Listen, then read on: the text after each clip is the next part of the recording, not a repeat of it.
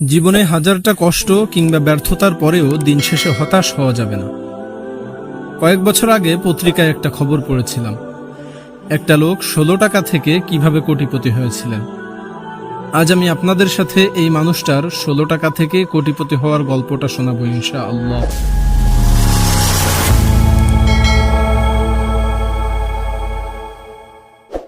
এই মানুষটা যেই মেসে থাকতেন সেই মেসের মাত্র 200 টাকা ভাড়া দেবার মতো টাকাও মাস শেষে তার কাছে থাকতো না। একসময় ভাড়া বাকি পড়তে পড়তে ওনাকে মেস থেকেও বের করে দেওয়া হয়েছিল। এদিকে পকেটে মাত্র 16 টাকা।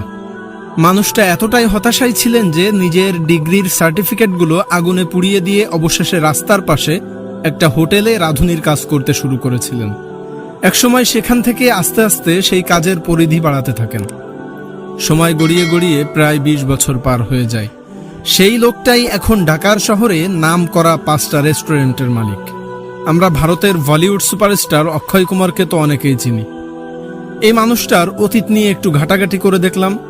এই মানুষটার নিজের পড়ালেখার দৌড় কিন্তু নিতান্তই সামান্য ছিল। একসময় পেটের দায়ে হোটেলে হোটেলে কাজ করে বেড়াতেন। বাংলাদেশেও কাজ করে গিয়েছেন তিনি। অথচ এই মানুষটাই আজকে খ্যাতির সর্বোচ্চ পর্যায়ে নিজেকে নিয়ে গিয়েছেন, কোনো মামা চাচা বা কোনো আত্মীয় স্বজনের সাহায্য ছাড়াই।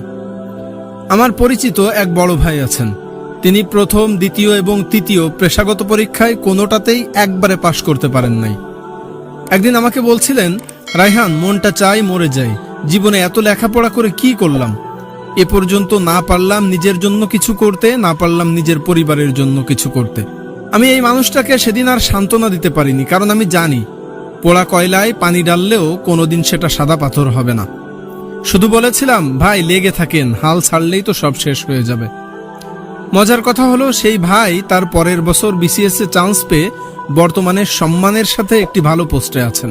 আবার মাস শেষে মুঠ ভরে সরকার টাকাও দিচ্ছে তাকে। অথচ এই মানুষটাই একদিন মরতে চেয়েছিলেন। আমাদের চারপাশে তাকালে আপনি দুই ধরনের মানুষ দেখতে পাবেন। একদল আছে যারা ব্যর্থ হলেও ক্রমাগত চেষ্টা করতেই থাকে, এবং অন্য দল হচ্ছে একবার ব্যর্থ হলেই ভাগ্যকে দোষ দিয়ে হাল ছেড়ে দেয়। আমি এতক্ষণ যে মানুষগুলোর কথা বললাম তারা প্রত্যেকেই প্রথম ক্যাটাগরির মানুষ। খেয়াল করে দেখবেন যে এদের পিছনে কিন্তু কোনো মামা চাচা কিংবা পরিবারের কোনো সাপোর্ট ছিল না। ভাগ্য এই মানুষগুলোর সাথে প্রতিবারই প্রতারণা করেছে, কিন্তু এই মানুষগুলো হাল ছাড়েননি, চেষ্টা করে গিয়েছেন। আমি প্রথমে যে ডিগ্রি পাশ করা লোকটার কথা বললাম, ওই লোকটা যদি বাকি 8-10 জন মানুষের মতো পাশ করে সাধারণ একটা পিয়ন অথবা কেরানির চাকরি শুরু করে দিত, তাহলে কি আজকে তার ঢাকার শহরে 5টা রেস্টুরেন্ট থাকতো? আপনার কি মনে হয়?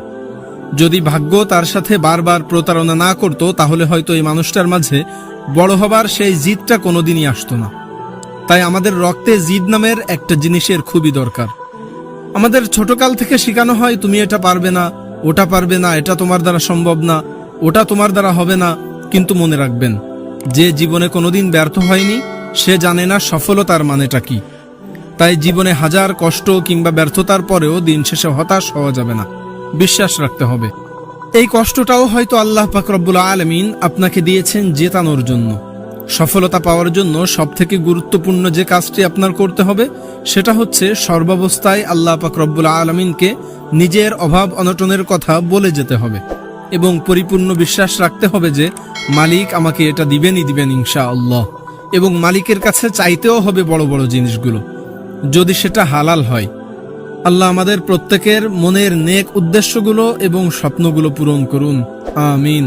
আপনার এবং আপনার পরিবারের সকলের সুস্থতা এবং দীর্ঘ নেক হায়াতের কামনা করে আমি অযোগ্য অধম রায়হান আজকের মতো এখানেই বিদায় নিচ্ছি। আসসালামু আলাইকুম ওয়া রাহমাতুল্লাহ।